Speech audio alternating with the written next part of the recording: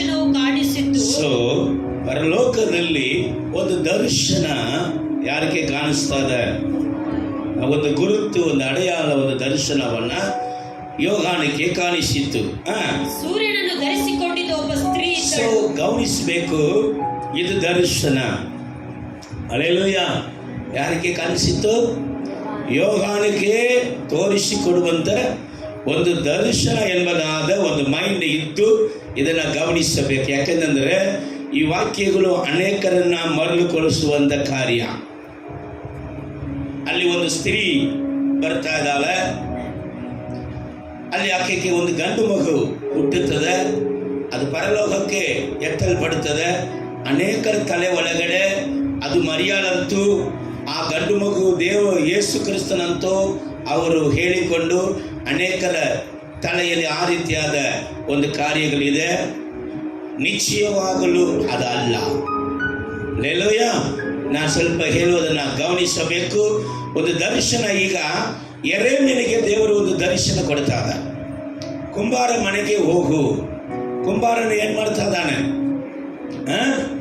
ಜೇಡಿ ಮಣ್ಣಿನಲ್ಲಿ ಒಂದು ಮಡಿಕೆಯನ್ನ ಮಾಡ್ತಾ ಇದ್ದಾನೆ. ಆ ಮಡಿಕೆಯನ್ನು ಮಾಡುತ್ತಾ ಇರುವಾಗಲೇ ಆ ಮಡಿಕೆ ಒಡೆದೋಯಿತು. ಈಗ ದೇವರು ಯಾರಿಗೋಸ್ಕರ ಈ ದರ್ಶನವನ್ನು ಅವನಿಗೆ ತೋರಿಸಿದರು? ಮಡಿಕೆಗೋಸ್ಕರನ?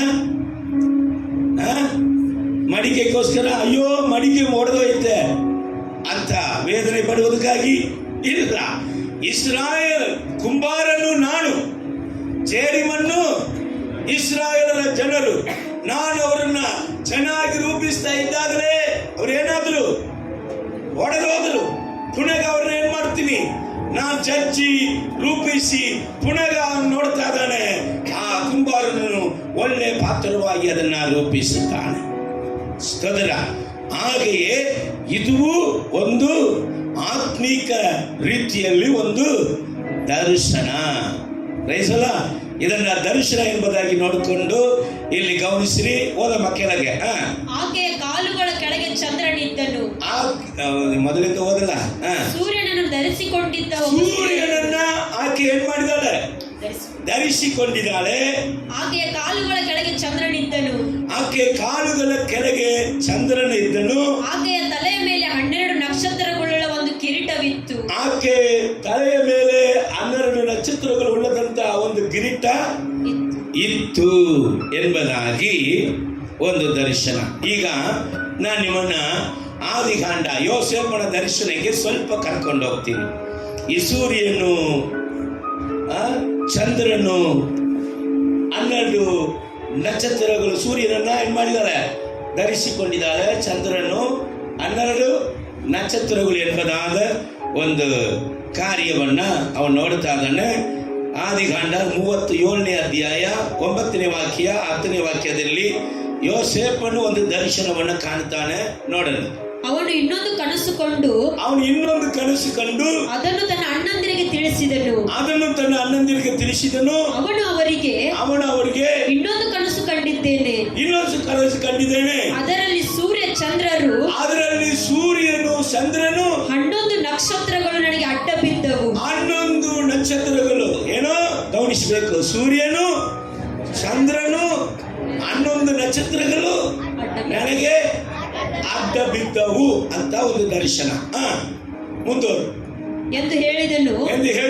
ಅವನು ಈ ಕನಸನ್ನು ತನ್ನ ತಂದೆಗೂ ಅಣ್ಣಂದಿರಿಗೂ ತಿಳಿಸಿದಾಗ, ಆ ಕನಸನ್ನು ಯಾರಿಗೆ ತಿಳಿಸ್ತಾನೆ? ಯಾಕೋಬನಿಗೆ, ಅವನ ತಂದೆಯಾಗಿರುವಂತ ಯಾಕೋಬನಿಗೆ, ಅಣ್ಣಂದಿರಿಗೆ ತಿಳಿಸಿದಾಗ ಅವನು ಇದು ಎಂತ ಕನಸು ನೀನು ಕಂಡದ್ದು? ಅವನು ಯಾಕೋಬನಿಗೆ ಹೇಳ್ತಾನೆ, ಎಂತ ಕನಸನ್ನ ನೀನು ಕಂಡಿದಿ? ನಾನು ನಿನ್ನ ತಾಯಿಯು. ಹಂಗಂದ್ರೆ ಏನಂತಾನೆ? ಅವನು ಸೂರ್ಯನಂತಾನೆ, ಹೆಂಡತಿಯನ್ನ ಚಂದ್ರನಂತಾನೆ. ನಾನು ನಿನ್ನ ತಾಯಿಯು, ಅಣ್ಣ ತಮ್ಮಂದಿರು ನಿನ್ನ ಮುಂದೆ ಅಡ್ಡ ಬೀಳುವುದಕ್ಕೆ ಬಂದೇವೋ ಎಂದು ಹೇಳಿ. ಅಡ್ಡ ಬೀಳಕ್ಕೆ ಬಂದೇವೋ. ಹಲ್ಲೆಲೂಯಾ, ಸ್ತೋತ್ರ. ಅಲ್ಲಿ ನಾವು ನೋಡ್ತಾ ಇದ್ದೇವೆ, அந்த ಯಾಕೋಬನ ವಂಶವೇ ಇಸ್ರಾಯೇಲ್. ಹೌದಲ್ಲ? ಯಾಕೋಬನ ವಂಶವೇ ಇಸ್ರಾಯೇಲ್. ಇನ್ನು ಕೆಲವೊಂದು ವಾಕ್ಯವನ್ನು ತಿಳಿಸ್ತೇನೆ ನೋಡಿ. ಯೆಶಾಯ ಪ್ರವಾದನೆ ಪುಸ್ತಕ 24ನೇ ಅಧ್ಯಾಯ 23ನೇ ವಾಕ್ಯ. ಪಡಬಡ. ಸೇನಾಧೀಶ್ವರನಾದ ಯೆಹೋವನು ಸೇನಾಧೀಶ್ವರನಾದ ಯೆಹೋವನು ಚಿಯೋನ್ ಪರ್ವತದಲ್ಲಿ ಯೆರೂಸಲೇಮಿನೊಳಗೆ ಆಳುವವನಷ್ಟೇ. ನೋಡಿ, ಚಿಯೋನ್ ಪರ್ವತದಲ್ಲಿ ಯೆರೂಸಲೇಮ್ ಒಳಗಡೆ ಸೇನಾಧೀಶ್ವರನಾದ ಯೆಹೋವನು ಆಳುವನು. ಈ ವಾಕ್ಯವನ್ನು ನೆನಪಿಟ್ಕೊಳ್ಳ್ರಿ. ಮತ್ತೆ ಯೆಶಾಯ ಪ್ರವಾದನೆ 60ನೇ ಅಧ್ಯಾಯ 20ನೇ ವಾಕ್ಯ ಓದಮ್ಮ. ನಿನ್ನ ಸೂರ್ಯನು ಇನ್ನು ಮುಳುಗನು, ನಿನ್ನ ಚಂದ್ರನು ತೊಲಗನು. ನಿನ್ನ ಸೂರ್ಯನು ಮುಳುಗನು. ಯಾರಿಗೆ ಹೇಳ್ತಾನೆ? ಇಸ್ರಾಯೇಲಿಗೆ ಹೇಳ್ತಾನೆ. ಇಸ್ರಾಯೇಲೇ, ನಿನ್ನ ಸೂರ್ಯನು ಮುಳುಗನು, ನಿನ್ನ ಚಂದ್ರನು ತೊಲಗನು. ಯೆಹೋವನೇ ನಿನಗೆ ನಿತ್ಯ ಪ್ರಕಾಶವಾಗಿರುವನು. ಯೆಹೋವನೇ ಇನ್ನು ಮೇಲೆ ನಿನಗೆ ನಿತ್ಯ ಪ್ರಕಾಶವಾಗಿ ಇರುವನು.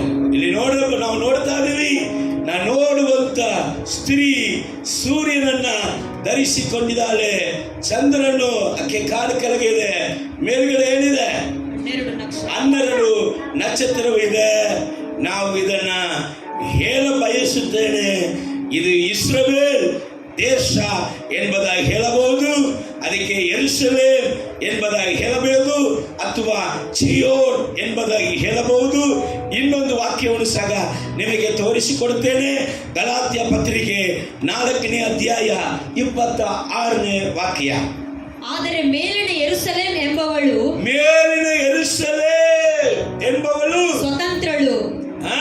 ಸ್ವತಂತ್ರಳು ಅವಳೇ ನಮ್ಮ ತಾಯಿ. ಆಕೆಯೇ ನಮಗೆ ತಾಯಿ. ಯಾರ ತಾಯಿ?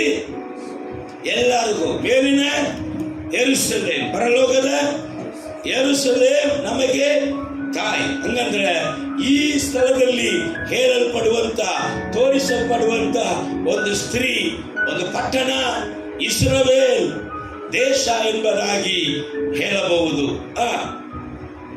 ಕೆಳಗೋದಮ್ಮ. ಆಕೆಯು ಗರ್ಭಿಣಿಯಾಗಿದ್ದು ಪ್ರಸವ ವೇದನೆಯಿಂದ ಸಂಕಟ ಪಡುತ್ತಾ ಕೂಗುತ್ತಿದ್ದಳು.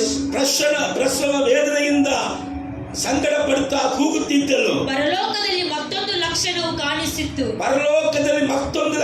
ಕಾಣಿಸಿತ್ತು. ಅದೇನೆಂದರೆ, ಅವನು ಇನ್ನೊಂದು ನೋಡ್ತಾ ಇದ್ದಾನೆ. ಅದೇನೆಂದ್ರೆ, ಕೆಂಪಾದ ಮಹಾಘಟ ಸರ್ಪವಿತ್ತು. ಕೆಂಪಾದ ಮಹಾಘಟ ಸರ್ಪ. ಅದಕ್ಕೆ 7 ತಲೆಗಳು. ಅದಕ್ಕೆ ಎಷ್ಟು ತಲೆಗಳು? 7 ತಲೆಗಳು. 10 ಕೊಂಬುಗಳು ಇದ್ದವು. 10 ಕೊಂಬುಗಳು ಇದ್ದವು ಎಂಬುದಾಗಿ. ಇದು ಕಟ್ಟ ಸರ್ಪ ಯಾವುದಂತ ಮುಂದೆ ಬರುವಂತ ಅಧ್ಯಾಯಗಳು ನಮಗೆ ತಿಳಿಸಿಕೊಡುತ್ತದೆ. ಇದು ಸಹ ಹಲ್ಲೆಲೂಯಾ ಒಂದು ಪಟ್ಟಣವೇ. ಸ್ತೋತ್ರ. ಅದರಿಂದ ಎದ್ದು ಬರುವಂತ 7ನೇವನು 12 ರಾಜ್ಯಗಳು ತುಂಬಿದಂತ ಸುಳ್ಳು ಪ್ರವಾದಿಯ ಕಾರ್ಯಗಳು ಎಂಬುದಾಗಿ ಮುಂದೆ ಬರುವಂತ ಕಾರ್ಯದಲ್ಲಿ ನಮಗೆ ಅದು ಗೊತ್ತಾಗ್ತದೆ. ಓದಮ್ಮ. ಅದರ ತಲೆಗಳ ಮೇಲೆ 7 ಮುಕುಟಗಳಿದ್ದವು. ಅದರ ತಲೆಗಳ ಮೇಲೆ 7 ಮುಕುಟಗಳಿದ್ದವು. ಅದರ ಬಾಲವು ಆಕಾಶದಲ್ಲಿರುವ ನಕ್ಷತ್ರಗಳೊಳಗೆ 1/3 ಭಾಗವನ್ನು ಎಳೆದು ಏನ್ ಮಾಡಿತ್ತು? ಆಕಾಶದಲ್ಲಿ ಇರುವಂತ ನಕ್ಷತ್ರದಲ್ಲಿ 1/3 ಭಾಗವನ್ನ ಎಳೆದು ಭೂಮಿಗೆ ಹಾಕಿತ್ತು. ನಾವು ನೋಡಿದೀವಿ ನಕ್ಷತ್ರಗಳಂದ್ರೆ ಏನು, ನಕ್ಷತ್ರಗಳ ರಹಸ್ಯವನ್ನ, ದೀಪಸ್ತಂಭವ ರಹಸ್ಯವನ್ನ ನಿನಗೆ ತಿಳಿಸುವೇನೆ ಎಂಬುದಾಗಿ ಯೇಸು ಕ್ರಿಸ್ತನು ತನ್ನ ದೂತನ ಮೂಲಕ ಯೋಹಾನನಿಗೆ ಹೇಳಿದಾಗ, ನಕ್ಷತ್ರವೇನು? ಅದು ಸಭೆಯ ದೂತನು. ಸಭೆಯ ದೂತನು ಅಂದ್ರೆ ಯಾರು? ಸೇವಕನು. ಸಭೆಯಲ್ಲಿ ಇರುವಂತ ಸೇವಕನು ಎಂಬುದಾಗಿ ಅರ್ಥ. ಈ ಕಟಸರ್ಪ ಏನ್ ಮಾಡ್ತದೆ? 1/3 ಭಾಗದ ದೇವ ಸೇವಕರನ್ನ ಎಳೆದು ಬಿಡುತ್ತದೆ.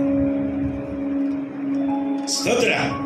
ಒಂದು ವಾಕ್ಯವನ್ನು ತೋರಿಸಿ ನಾನು ಮುಂದೆ ಹೋಗ್ತೇನೆ. ಅಪೊಸ್ತಲ ಕೃತ್ಯಗಳು 20ನೇ ಅಧ್ಯಾಯ 29ನೇ ವಾಕ್ಯ 30ನೇ ವಾಕ್ಯ.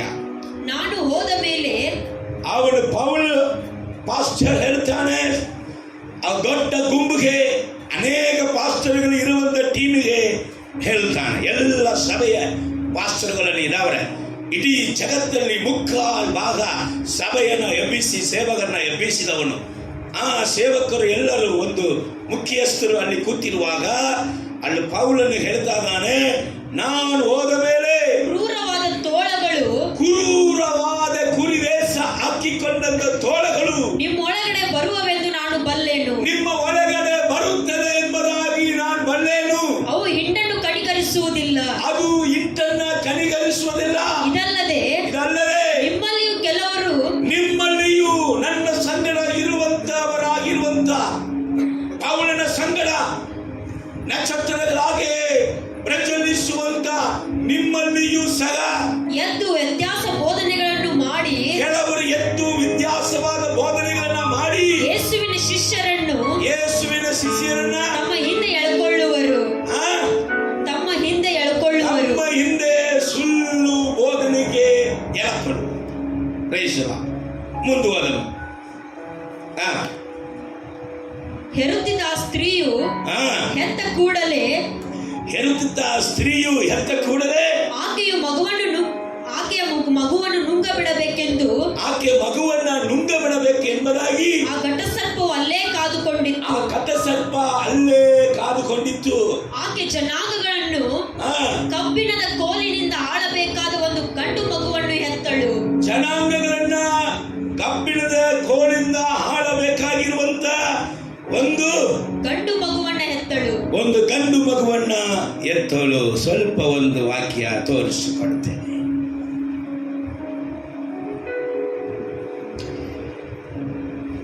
ಪ್ರಕಟಣೆಯ ಪುಸ್ತಕ 2ನೇ ಅಧ್ಯಾಯ 26ನೇ ವಾಕ್ಯ 27ನೇ ವಾಕ್ಯ ಓದು.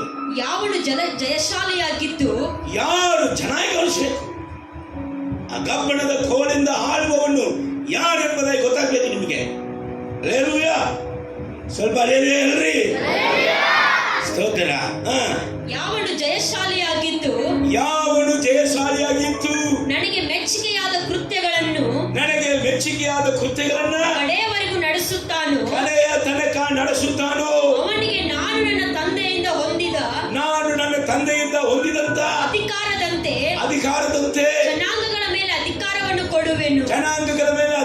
ಕೊಡುವೆನು. ಅವನು ಕಬ್ಬಿಣದ ಕೋಲಿನಿಂದ ಅವನು ಕಬ್ಬಿಣದ ಕೋಲಿಂದ ಅವರನ್ನು ಆಳುವನು. ಯಾರೇ ಗಂಡು ಮಗಂದ್ರ ಯೇಸು ಇನ್ನೊಂದು ಸತಿ ಈ ಭೂಮಿಯಲ್ಲಿ ಹುಟ್ಟುವುದಿಲ್ಲ. ಮರಿಯಮ್ಮ ಕೆಳಗಡೆ ಇಳಿದು ಬಂದು ಯೇಸು ಆಕೆ ಹೊಟ್ಟೆ ಒಳಗಡೆ ಹೋಗುವುದು ಇಲ್ಲ. ಇನ್ನು ಮುಂದೆ ನಡೆಯಲಿಕ್ಕಿರುವಂತ ಕಾರ್ಯವನ್ನ ಕರ್ತನು ಅಲ್ಲಿ ಹೇಳ್ತಾ ಇದ್ದಾನೆ. ಈ ಗಂಡು ಮಗ ಅಂದ್ರೆ ಏನೆಂಬುದಾಗಿ ಸ್ವಲ್ಪ ನಿನಗೆ ವಾಕ್ಯವನ್ನು ತಿಳಿಸಿಕೊಟ್ಟು ನಾನು ಮುಂದೆ ಹೋಗ್ತೀನಿ. ಲೂಕನ ಬರೆದ ಸುವಾರ್ತೆ 2ನೇ ಅಧ್ಯಾಯ 23ನೇ ವಾಕ್ಯ. ಯಾಕೆಂದರೆ ಚೊಚ್ಚಲು ಗಂಡಲ್ಲ ಕರ್ತನಿಗೆ ಮೀಸಲು ಎಂಬುದಾಗಿ ಎಣಿಸಿಕೊಳ್ಳುವುದು ಎಂಬುದಾಗಿ ಕರ್ತನ ಧರ್ಮಶಾಸ್ತ್ರದಲ್ಲಿ ಬರೆದಿರುವಂತೆ ಅದನ್ನು ಕರ್ತನಿಗೆ ಸಮರ್ಪಿಸಬೇಕಾಗಿತ್ತು. ಅದನ್ನ ಪ್ರಥಮ ಬಲವಾಗಿ ಕರ್ತನಿಗೆ ಸಮರ್ಪಿಸಬೇಕಾಯಿತು. ಈಗ ನಾಳೆ ದೀಪ ಹೋಗುವುದಿಲ್ಲ, ಮುಂದೆ ಬರುವಂತ ನಾಳೆ ನಡೆಯುವಂತ ವಾಕ್ಯದಿಂದ ಸ್ವಲ್ಪ ನಿಮಗೆ ತಿಳಿಸಿಕೊಟ್ಟು ಮುಂದೆ ಹೋಗ್ಬಿಡ್ತೀನಿ. ಪ್ರಕಟಣೆ 14ನೇ ಅಧ್ಯಾಯ 1ನೇ ವಾಕ್ಯ ಓದಮ್ಮ. ನಾನು ನೋಡಲಾಗಿ ಯಜ್ಞದ ಕುರಿಯಾದ ಆತನು ಚೀಯೋನ್ ಪರ್ವತದ ಮೇಲೆ ನಿಂತಿರುವುದನ್ನು ಕಂಡೆನು. ಎಲ್ಲಿ ನಿಂತಿರುವುದನ್ನ ಯೆಶಾಯ ಪ್ರವಾದನೆ ಪುಸ್ತಕ 24ನೇ ಅಧ್ಯಾಯ 23ನೇ ವಾಕ್ಯದ ಪ್ರಕಾರ ಚೀಯೋನ್ ಪರ್ವತದ ಮೇಲೆ ನಿಂತಿರುವುದನ್ನ ಕಂಡೆನು. ಆತನ ಜೊತೆಯಲ್ಲಿ 1,44,000 ಮಂದಿ ಇದ್ದರು. ಆತನ ಜೊತೆಯಲ್ಲಿ 1,44,000 ಜನರು ಇದ್ದರು. ಯಾರಪ್ಪ ಇವರು? ಅವರವರ ಹಣೆಯ ಮೇಲೆ ಆತನ ಹೆಸರು ಆತನ ತಂದೆಯ ಹೆಸರು ಬರೆಯಲ್ಪಟ್ಟಿತ್ತು. ಇದಲ್ಲದೆ ಲೋಕದ ಕಡೆಯಿಂದ ಜಲಪ್ರವಾಹದ ಘೋಷದಂತೆಯೂ ದೊಡ್ಡ ಗುಡುಗಿನ ಶಬ್ದದಂತೆಯೂ. ಅದು ಬೇಡ ನಮಗೆ. ಸ್ತೋತ್ರ. 4ನೇ ವಾಕ್ಯ ಓದಮ್ಮ. ಸ್ತ್ರೀ ಸಹವಾಸದಿಂದ ಅದು ಬೇಡಮ್ಮ, ಕೆಳಗಡೆ ಓದಮ್ಮ. 4ನೇ ವಾಕ್ಯದಲ್ಲಿ ಕೆಳಗಿನ ಭಾಗ ಓದು. ಆಕೆ ಜನಾಂಗಗಳನ್ನು ಕಬ್ಬಿಣದ ಕೋಲಿನಿಂದ ಆಳಬೇಕಾದ ಒಂದು ಗಂಡು ಮಗುವನ್ನು ಹೆತ್ತಳು. ಇಲ್ಲ, ಪ್ರಕಟಣೆ 14:4ನೇ ವಾಕ್ಯ ಕೆಳಗಿನ ವಾಕ್ಯ ನಾನು ಹೇಳಿ, ಇವರು ಮನುಷ್ಯರೊಳಗಿಂದ ಈ 1,00,000 54,000 ಜನರು ಇವರು ಮನುಷ್ಯರ ಒಳಗಡೆಯಿಂದ ಸ್ವಕೀಯ ಜನರಾಗಿ ಕೊಂಡುಕೊಳ್ಳಲ್ಪಟ್ಟು ಸ್ವರ್ಗೀಯ ಜನರಾಗಿ ಕೊಂಡುಕೊಳ್ಳಲ್ಪಟ್ಟು ದೇವರಿಗೂ ಯಜ್ಞದ ಕುರಿಯಾದ ಆತನಿಗೂ ಆ, ಪ್ರಥಮ ಫಲದಂತ ಪ್ರಥಮ ಬಲ. ಗಂಡು ಮಗು ಯಾರಾಗಬೇಕು? ಪ್ರಥಮ ಬಲ ಯಾರು? ಜಯಿಸಿದವರು ಯಾರು?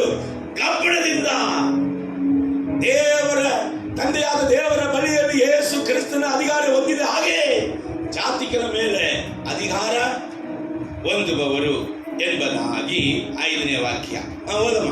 ಹಾಗೆ ಜನಾಂಗಗಳನ್ನು ಕಬ್ಬಿಣದ ಕೋಲಿನಿಂದ ಆಳಬೇಕಾದ ಒಂದು ಗಂಡು ಮಗುವನ್ನು ಎತ್ತಲು ಆ ಕೂಸು ಪಕ್ಕನೆ ದೇವರ ಬಳಿಗೂ ಆತನ ಸಿಂಹಾಸನದ ಬಳಿಗೂ ಎತ್ತಲ್ಪಟ್ಟಿತ್ತು. ಆ ಕೂಸು ದೇವರ ಬಳಿಗೂ ಸಿಂಹಾಸನ ಬಳಿಗೂ ಎತ್ತಲ್ಪಟ್ಟಿತ್ತು. ಆ ಸ್ತ್ರೀ ಅರಣ್ಯಕ್ಕೆ ಓಡಿ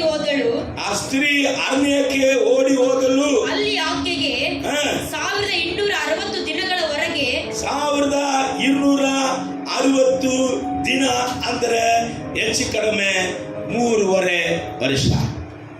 ಲೇಲೂಯ. ಎಷ್ಟು ವರ್ಷ? 3.5 ವರ್ಷ. ಆ ಸ್ತ್ರೀ ಅಂದ್ರೆ ಯಾರು? ಇಸ್ರಾಯೇಲ್. ಅದಕ್ಕೆ ಏನಾಗ್ತದೆ? ಒಂದು ಅರಣ್ಯವು, ಒಂದು ಅದೇನೋ ಒಂದು ಸುರಕ್ಷತೆ, ಒಂದು ಕಾಯುವಂತ ಕಾರ್ಯಗಳು ಅಲ್ಲಿ ಅದಕ್ಕೆ ಮಾತ್ರ ನಡೆಯಲಿಕ್ಕಿದೆ. ಹೋದಮ್ಮ. ಘೋಷಣೆ ಆಗಬೇಕೆಂದು ದೇವರು ಸ್ಥಳವನ್ನು ಸಿದ್ಧ ಮಾಡಿದನು. ಪರಲೋಕದಲ್ಲಿ ಯುದ್ಧ ನಡೆಯಿತು. ಪರಲೋಕದಲ್ಲಿ ಈಗ ಮಹಾ ಯುದ್ಧವೊಂದು ನಡೆಯಿತು. ಮಿಕಾಯೇಲನು ಅವನ ದೂತರು ಘಟಸರ್ಪನ ಮೇಲೆ ಯುದ್ಧ ಮಾಡುವುದಕ್ಕೆ ಘಟಸರ್ಪ ಎಲ್ಲಿದೆ? ಆಕಾಶ ಮಂಡಲದ ಮೇಲೆ ಇರುವಂತ ಸೈತಾನ ಸೈನ್ಯವು. ಲೇಲೂಯ. ಅದರೊಂದಿಗೆ ಒಂದು ಯುದ್ಧ. ಓದನ ಎಫೆಸ ಪತ್ರಿಕೆ 6:12. ನಾವು ಹೋರಾಡುವುದು ಮನುಷ್ಯ ಮಾತ್ರದವರ ಸಂಗಡವಲ್ಲ, ರಾಜ್ಯತ್ವಗಳ ಮೇಲೆಯೂ ಅಧಿಕಾರಿಗಳ ಮೇಲೆಯೂ ಈ ಅಂಧಕಾರದ ಲೋಕಾಧಿಪತಿಗಳ ಮೇಲೆಯೂ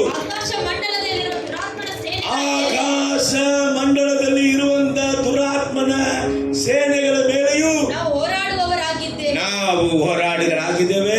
ಒಂದು ಯುದ್ಧ ಆ ದಿನಮಾನಗಳಲ್ಲಿ ಅಲ್ಲಿ ನಡೆಯುತ್ತಾ ಇದೆ. ಹೋದಮ್ಮ.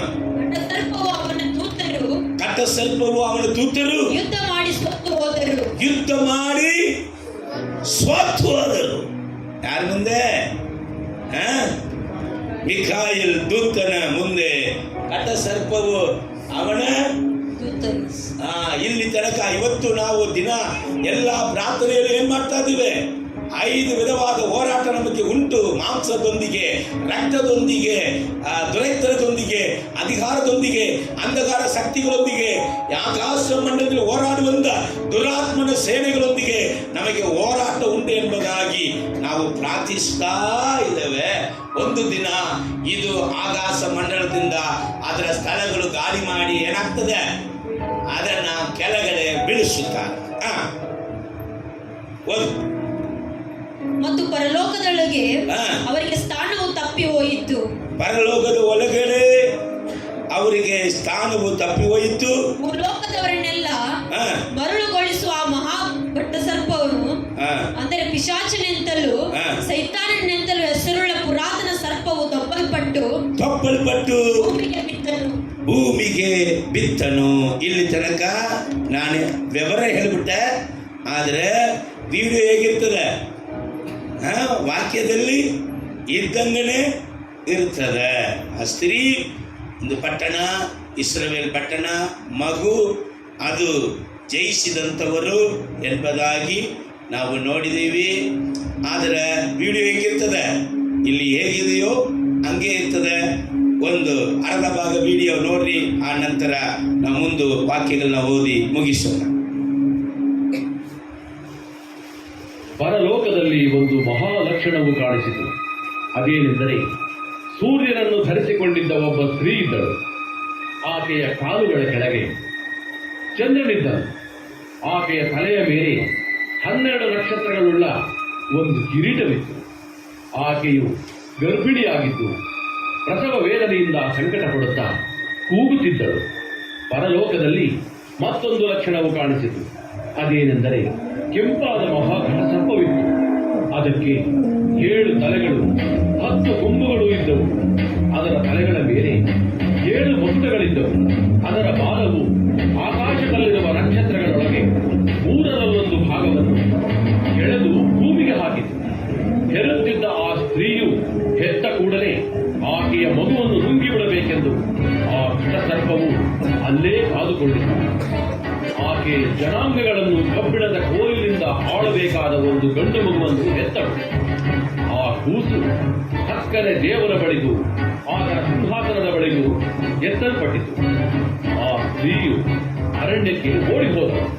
ಅಲ್ಲಿ ಆಕೆಗೆ 1260 ದಿನಗಳವರೆಗೆ ಪೋಷಣೆಯಾಗಬೇಕೆಂದು ದೇವರು ಸ್ಥಳವನ್ನು ಸಿದ್ಧ ಮಾಡಿದ್ದನು. ಪರಲೋಕದಲ್ಲಿ ಯುದ್ಧ ನಡೆಯಿತು. ಮಿಕಾಯೇಲನು ಅವನ ದೂತರು ಘಟಸರ್ಪದ ಮೇಲೆ ಯುದ್ಧ ಮಾಡುವುದಕ್ಕೆ ಹೊರಟರು.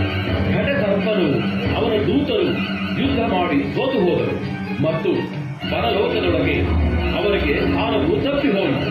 ಭೂಲೋಕದವರನ್ನೆಲ್ಲ ಮರುಳುಗೊಳಿಸುವ ಆ ಮಹಾಘಟಸರ್ಪನು, ಅಂದರೆ ಪಿಶಾಚನೆಂತಲೂ ಸೈತಾನನೆಂತಲೂ ಹೆಸರುಳ್ಳ ಪುರಾತನ ಸರ್ಪವು ದೊಬ್ಬಲ್ಪಟ್ಟು ಭೂಮಿಗೆ ಬಿದ್ದರು.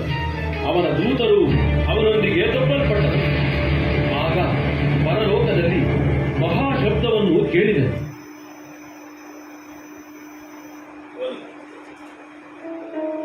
ಆಗ ಪರಲೋಕದಲ್ಲಿ ಮಹಾಶಬ್ದವನ್ನು ಕೇಳಿದೆನು. ಪರಲೋಕದಲ್ಲಿ ಮಹಾ ಶಬ್ದವನ್ನ ಕೇಳಿದೆನು. ಅದು ಈಗ ಜಯವು ಶಕ್ತಿಯು ರಾಜ್ಯವು ನಮ್ಮ ದೇವರಿಗೆ ಉಂಟಾಯಿತು. ನಮ್ಮ ಕರ್ತನಾದ ಯೇಸು ಕ್ರಿಸ್ತನೆಂಬುದಾದ ದೇವರಿಗೆ ಉಂಟಾಯಿತು. ಆತನು ಅಭಿಷೇಕಿಸಿದವನ ಅಧಿಕಾರವು ಈಗ ಸ್ಥಾಪಿತವಾಯಿತು. ಹಗಲಿರುಳು ನಮ್ಮ ಸಹೋದರರ ಮೇಲೆ ನಮ್ಮ ದೇವರ ಮುಂದೆ ದೂರು ಹೇಳಿದ ದೂರುಗಾರನು ದೊಬ್ಬಲ್ಪಟ್ಟಿದ್ದಾನೆ. ಅವರು ಪ್ರಾಣದ ಮೇಲಿನ ಪ್ರೀತಿಯನ್ನು ತೊರೆದು ಮರಣಕ್ಕೆ ಹಿಂತೆಗೆಯದೆ ಯಜ್ಞದ ಕುರಿಯಾದ ಅದರ ರಕ್ತದ ಬಲದಿಂದಲೂ ತಮ್ಮ ವಾಕ್ಯದ ಬಲದಿಂದಲೂ ಅವನನ್ನು ಜಯಿಸಿದರು. ಪರಲೋಕವೇ ಅದರಲ್ಲಿ ವಾಸ ಮಾಡುವವರೇ ಹರ್ಷಗೊಳ್ಳಿರಿ.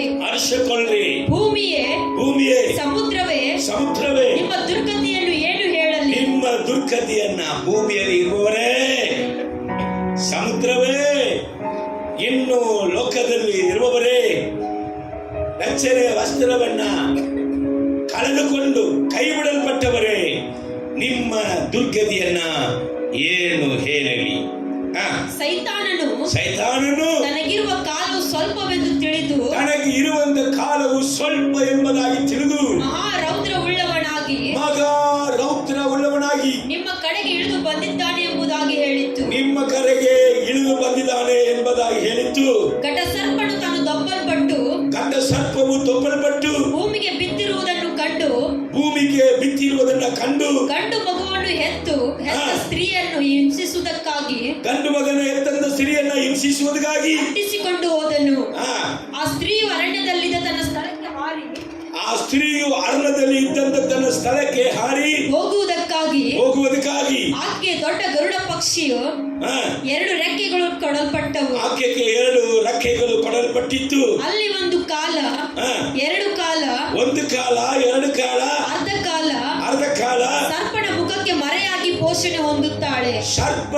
ಸರ್ಪದ ಮುಖಕ್ಕೆ ಮರೆಯಾಗಿ ಪೋಷಣೆ ಹೊಂದುತ್ತಾಳೆ. ಗಮನಿಸಬೇಕಿಲ್ಲಿ, ಇಸ್ರಾಯೇಲರನ್ನ ಸೈತಾನನ್ನು ಗೂಡಾರಗಳನ್ನ ಹಾಕಿಕೊಂಡು ಅದಕ್ಕೆ ವಿರೋಧವಾಗಿ ಅವನು ಯುದ್ಧ ಮಾಡುವಂತ ಆ ದಿನದಲ್ಲಿ ಎಣ್ಣೆ ಮರದ ಗುಡ್ಡದ ಮೇಲೆ ರಾಜಾದಿರಾಜನು, ಕರ್ತಾದಿಕರ್ತನು, ಸೇನಾಧೀಶ್ವರನು, ಆತನೊಂದಿಗೆ ಸತ್ತಂತ ಪರಿಶುದ್ಧವಂತರು, ಎತ್ತಲ್ಪಟ್ಟವರು ಎಲ್ಲರೊಂದಿಗೆ, ದುಷ್ಟ ಸೈನ್ಯರೊಂದಿಗೆ ದೇವರು ಆ ಎಣ್ಣೆ ಮೇಲೆ ಗುಡ್ಡದ ಮೇಲೆ ಬರಬೇಕೆಂಬುದು ದೇವರ ವಾಕ್ಯ. ಆದ ಕಾರಣ ದೇವರು 2ನೇ ಬರುವಣಿಗೆ ಬರುವಾಗ ಯಾರನ್ನ ಹಿಂಸಿಸಬೇಕು? ಇಸ್ರಾಯೇಲರನ್ನ ಹಿಂಸಿಸಬೇಕು. ಇಸ್ರಾಯೇಲಕ್ಕೆ ವಿರೋಧವಾಗಿ ಏನಾಗಬೇಕು? ಭೂಲ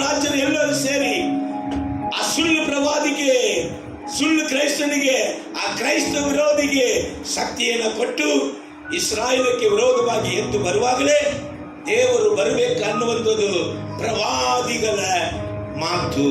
ಹಲ್ಲೆಲೂಯಾ. 7ನೇ ಮುದ್ರೆ ಒಡೆಯಲ್ಪಡುವಾಗ ಪ್ರವಾದಿಗಳ ಬಳಿಯಲ್ಲಿ ಹೇಳಿದಂತ ರಹಸ್ಯವು ಏನಾಗ್ತದೆ? ಆಮೇಲೆ ಪ್ರಕಟವಾಗುತ್ತದೆ ಎಂಬುದಾಗಿ. ಓದಮ್ಮ. ಆ ಸರ್ಪವು ಸ್ತ್ರೀಯನ್ನ ಬಡಿಸಿಕೊಂಡು ಹೋಗಬೇಕೆಂದು ಆಕೆ ಹಿಂದೆ ತನ್ನ ಬಾಯೊಳಗಿನ ನೀರನ್ನು ನದಿಯಂತೆ ಬಿಟ್ಟನು. ಆದರೆ ಭೂಮಿಯು ಆ ಸ್ತ್ರೀಯ ಸಹಾಯಕ್ಕೆ ಬಂದು ಬಾಯಿ ತೆರೆದು ಘಟಸರ್ಪನು ತನ್ನ ಬಾಯೊಳಗಿಂದ ಬಿಟ್ಟ ನದಿಯನ್ನು ಕುಡಿದು ಬಿಟ್ಟಿತು. ಘಟಸರ್ಪ ತನ್ನ ಬಾಯಿಂದ ತೆರೆದು ಬಿಟ್ಟಂತ ನದಿಯನ್ನ ಕುಡಿದು ಬಿಟ್ಟಿತ್ತು. ಆಗ ಘಟಸರ್ಪವು ಸ್ತ್ರೀಯ ಮೇಲೆ ಕೋಪಿಸಿಕೊಂಡು ಆಕೆಯ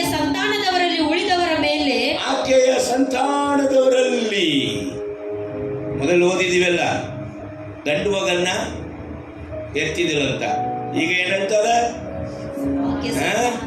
ಉಳಿದಂತ ಆಕೆ ಸ್ಕೋದಿಲ್ಲ. ಅವಾಗ ಗೊತ್ತಾಗಬೇಕು, ಒಂದು ಸ್ತ್ರೀ ಹೊಟ್ಟೆಯಲ್ಲಿ ಯೇಸು ಕ್ರಿಸ್ತನು ಪರಿಶುದ್ಧ ಆತ್ಮನ ಅದರಲ್ಲಿ ಅವತರಿಸಿ ಬಂದಿದ್ದು ಖರೆ, ಅದಲ್ಲ ಇದು. ಹಲ್ಲೆಲೂಯಾ. ಯಾವುದು ಯೋಚನೆ ಇರೋದಾದ್ರೆ ಅದನ್ನು ಮರೆತು ಬಿಡಬೇಕು. ಸ್ತೋತ್ರ. ಹಲ್ಲೆಲೂಯಾ. ಅದು ಇನ್ನು ಮೇಲೆ ಆಗುವುದೇ ಇಲ್ಲ. ಯೇಸು ಪುನಃ ಮನುಷ್ಯನಾಗಿ ಬರುವುದು ಇಲ್ಲ. ಅದು ಎಷ್ಟು ಕರೆಯೋ ಅಷ್ಟೇ ಕರೆ. ಈ ಅಧ್ಯಾಯದಲ್ಲಿ ಪುನಃ ಸ್ತ್ರೀಯ ಹೊಟ್ಟೆಯಲ್ಲಿ ಯೇಸು ಹುಟ್ಟುವುದೇ ಇಲ್ಲ. ಆಕೆಯ ಸಂತಾನದವರ ಉಳಿದವರ ಮೇಲೆ ಅಂದರೆ ದೇವರ ಆಜ್ಞೆಗಳನ್ನು ಕೈಗೊಂಡು ನಡೆದು ದೇವರ ಆಜ್ಞೆಗಳನ್ನ, ಆಕೆ ಸಂತಾನ ಅಂದ್ರೆ ಯಾರು? ದೇವರ ಆಜ್ಞೆಗಳನ್ನ ಕೈಕೊಂಡು ನಡೆದು ಯೇಸುವಿನ ವಿಷಯವಾದ ಸಾಕ್ಷಿಯನ್ನು ಹೇಳಿರುವವರ ಮೇಲೆ ಯುದ್ಧ ಮಾಡುವುದಿಗೆ ಆ ಕಟಸರ್ಪ ಹೊರಟು ಸಮುದ್ರ ತೀರದ ಮರಳಿನ ಮೇಲೆ ನಿಂತಿತ್ತು. ಸ್ತೋತ್ರ. ಆಮೇಲೆ ಹಲ್ಲೆಲೂಯಾ. ಸ್ತೋತ್ರ. ಇನ್ನೊಂದು ಅರ್ಧ ಭಾಗ ವಿಡಿಯೋವನ್ನ ನೋಡಿಬಿಟ್ಟು ಆ ನಂತರ 3ನೇ ಅಧ್ಯಾಯವನ್ನ ಮುಗಿಸಿ ನಾವು ಮುಕ್ತಾಯಗೊಳಿಸೋಣ ಇವತ್ತು. ಈಗ ಜಯವು, ಶಕ್ತಿಯು, ರಾಜ್ಯವು ನಮ್ಮ ದೇವರಿಗೆ ಉಂಟಾಯಿತು. ಆತನು ಅಭಿಷೇಕಿಸಿದವನ ಅಧಿಕಾರವು ಈಗ ಸ್ಥಾಪಿತವಾಯಿತು.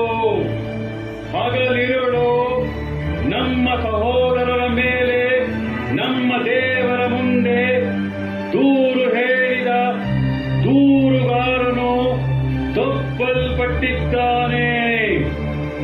ಅವರು ಪ್ರಾಣದ ಮೇಲನ ಪ್ರೀತಿಯನ್ನು ತೊರೆದು ಮರಣಕ್ಕೆ ಹಿಂತೆಗೆಯದೆ ಯಜ್ಞದ ಗುರಿಯಾದಾತನ ರಕ್ತದ ಬಲದಿಂದಲೂ ತಮ್ಮ ವಾಕ್ಯದ ಬಲದಿಂದಲೂ ಅವನನ್ನು ಜಯಿಸಿದರು.